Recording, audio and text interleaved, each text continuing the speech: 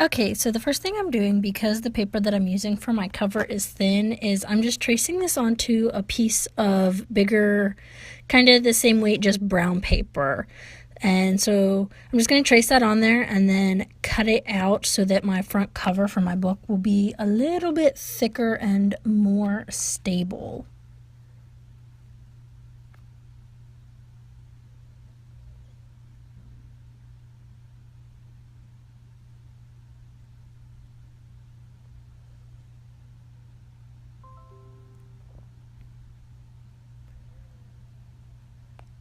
Now I'm taking that initial piece of the colored paper and I'm just going to spray the back of it with some spray adhesive.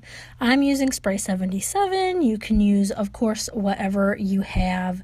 This stuff is completely unnecessary if you're using thicker like cardstock too. So this is just if you're using thinner paper.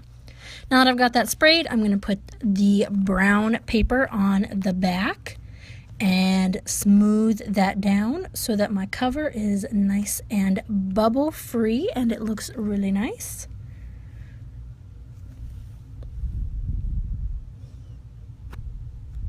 There we go. Now the next thing you're going to need is some lined A4 letter sized paper, and you're going to fold this in half landscape style. Depending on what you're using your notebook for, you're going to want different kinds of paper. Mine has lines on it, and I just made my lined paper in a Word document, and I just double spaced the lines and then held shift and underscore to make my lines, and I just did that in a Word document. I only have 5 pages here, but I mean, you could probably feasibly in a saddle-bound notebook do up to 15. Saddle-bound notebooks you want to tend to keep kind of thin because you're going to put them all together. So now we are going to put all of our pages, we're going to stack them inside of each other and then tap them down so that they are all nice and even. And there we go. Now I'm just going to trim up my cover page, and then I'm going to also fold that in half and line that up with my inside pages as well. So I'm just trimming off the excess paper that's like brown and sticking out from the back edges because I want this to look really nice.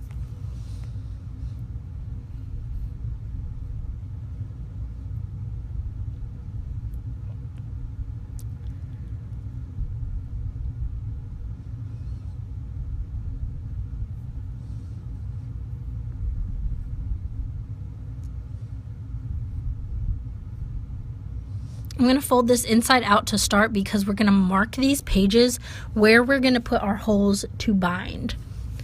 So for mine, because I have lines on my page, I marked on the top line and the bottom line and made sure that that mark went onto the brown.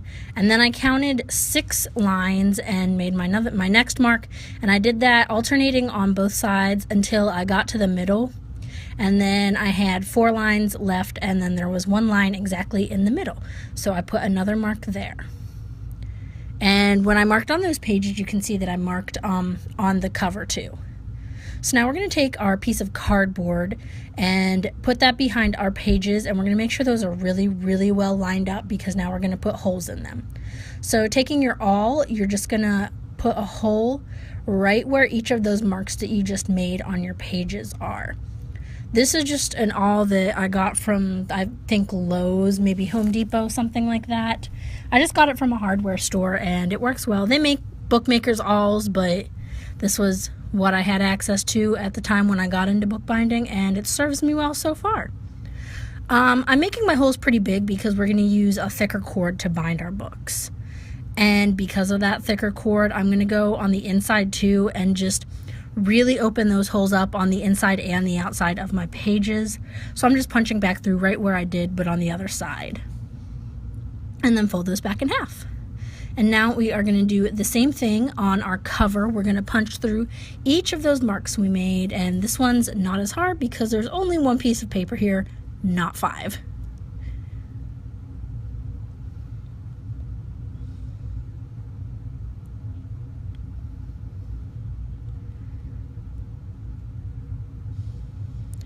Now we are going to start sewing our book together. So take your cord that's threaded into your needle, go through the top hole from the inside of your book, and you're going to leave yourself about a 2 to 3 inch tail on the inside, just so that you have a little bit of extra for when we are finished. Now, from the outside of your pages, you are going to go through that first hole on your cover and pull your cord all the way through.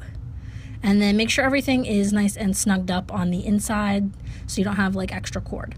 Now go down into your next hole on your cover and go back into the inside.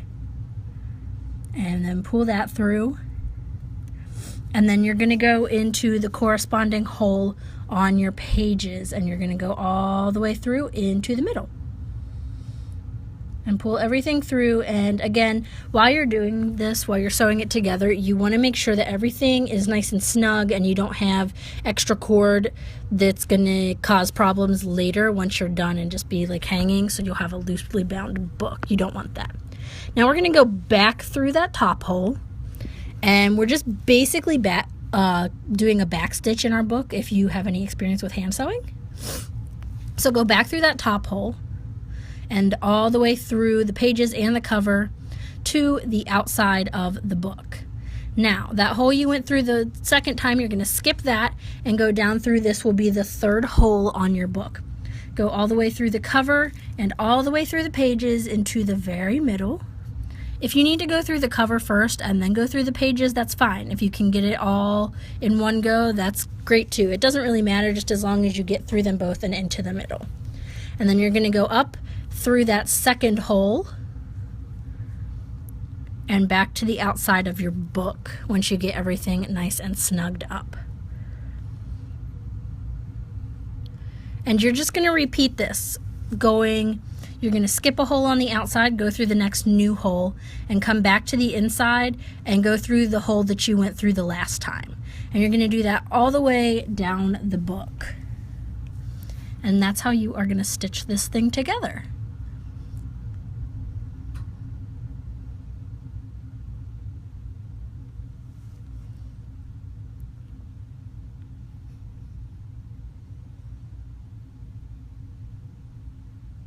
So once you get to the end and you've made that last stitch and you have stitches all the way down your middle, you are going to want to finish this off. So you're going to bring that cord from the outside of your book back to the inside, just as if you were going to make another stitch, except go back through that bottom hole that you just went through.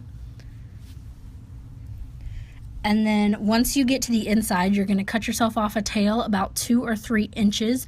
I measured mine up 2 holes.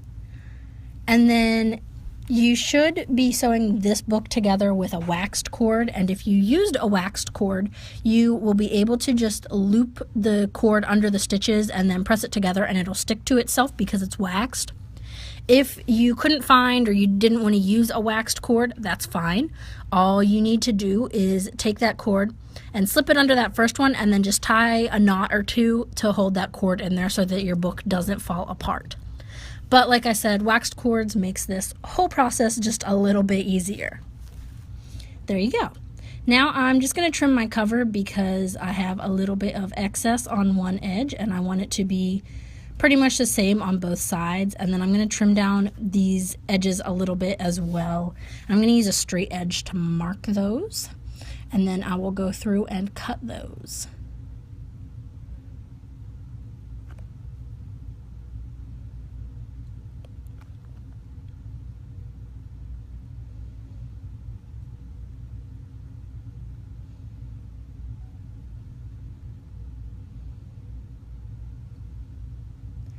And then now I am going to do just a little bit of embellishment. This stuff is completely optional. This is a little bit of the Cricut brand for like the Cricut cutters. It's adhesive foil that they sell to cut in that, and it comes in a big roll. I cut off about 1.5 inch portion of this, and I am peeling up that inner part, folding that half of that in half, and then I'm going to take that and stick that half to my book. And then I'll peel the rest of it off and fold it over and stick it on the other side of my book. And I'm just doing this because I thought this would look really cute on here. and I just wanted a little bit of extra decoration. Of course, like I said, this step is completely decorative, non-essential. You could stop after you get your book sewn together, and that will be fine. It will work exactly the same for you. But of course, you can always go in and just do a little added embellishment like I'm doing here with the Cricut foil. And I did fix that wrinkle. I went back in and fixed that later because it was really bothering me. I thought maybe it wouldn't, but it did. And then after I did that too, I went in and I took my scissors and just rounded my corners because I thought that would be pretty as well. Again, completely unnecessary, just embellishment step. But I like my things to look really pretty. I like to use pretty things. So I went in and rounded those corners off. Alrighty, and there you go. That's your finished book. Thanks guys so much for watching. If you liked this, give it a thumbs up and subscribe to my channel.